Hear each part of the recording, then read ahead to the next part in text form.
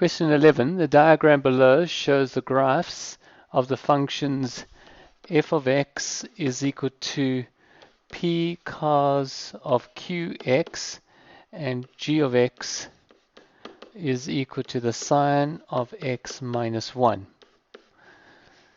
So write down the period of f of x.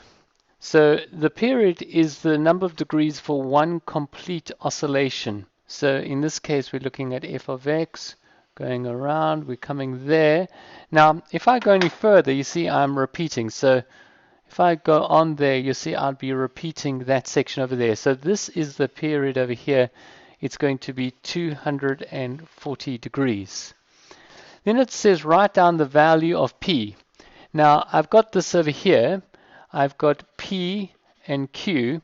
This P over here is what we call the amplitude.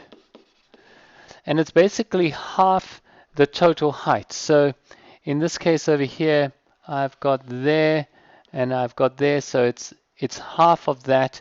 The 0 is in the middle. So it's actually your amplitude is going to be that. That would be your P value. And looking at this, it's about 1.4. So your P is equal to 1.4. If you look at this, this would be 1.4 on your scale. Then it says the value of Q. Now, 360 degrees divided by Q, this value that's multiplied by the x, is equal to your period. So here we got 360 divided by Q is equal to 240 because we worked out that our period is equal to 240.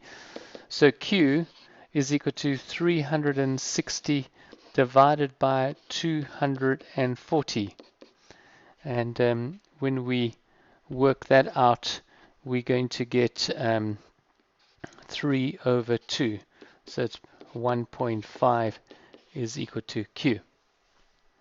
And then it says use your graphic display calculator to find any solution to the equation f of x is equal to g of x in the interval from 180 to 360. I just want to clear my graph here. So we're looking at from 180 to 360. So we're from here, this is 180 is there. So if I draw a vertical line to 360, we're looking for basically where these two graphs will intersect, and it only intersects there. So we're looking at one spot. Now, I am going to use my graphics calculator, and in doing this, I'm going to take it right from the start. So just to go through it. Now, firstly, when doing this, we need to make sure that the stat plot is off, because when you're working with graphs and working with stats, they need to be in different modes. So you go your second function, you go to stat, and you see that I've got stat plot off here. See that it's off. You have to have that. To get that like that, you just push enter, and you just go down here. Sorry, you go down and you go to where it's flashing on the off and you say enter, and you make sure that your stat plot is off. Then you go into Y and you need to put in your equation. I already had one and I'm going to just clear that.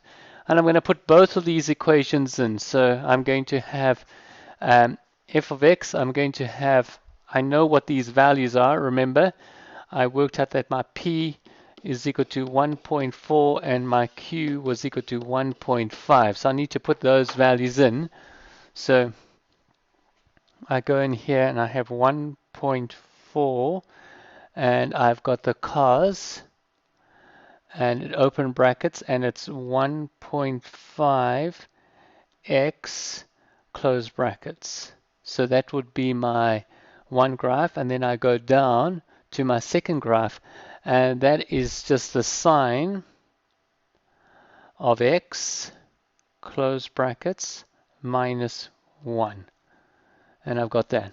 Now if I push graph, now you see there that it's not really showing anything. Now the important thing is here I need to put in my coordinates or my scale for my axes. Now basically I'm going to be wanting to look at this area here. So I'm going to be going from 160 to 360, and I'm going to, for my y's, from -2 to 2.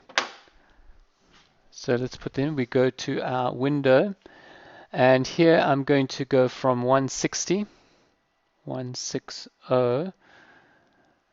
it's my minimum, and I'm going to go to my maximum, which is 360.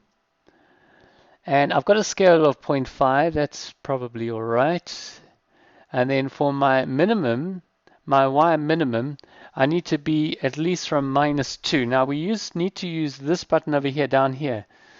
-2 down, and I'm going to a maximum of 2.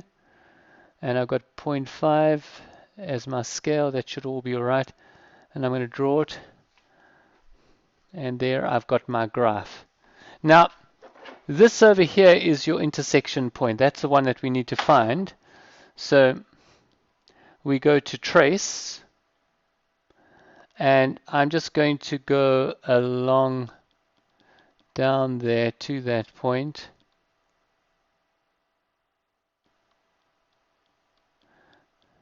This takes a bit of time on this one, so it'll be faster on your calculator.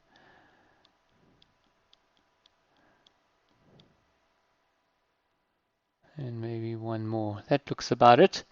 And I've got there about 342.9, 343. The actual answer is 344. But if you gave 343, that will be fine for the moment. So that would be your value, 343.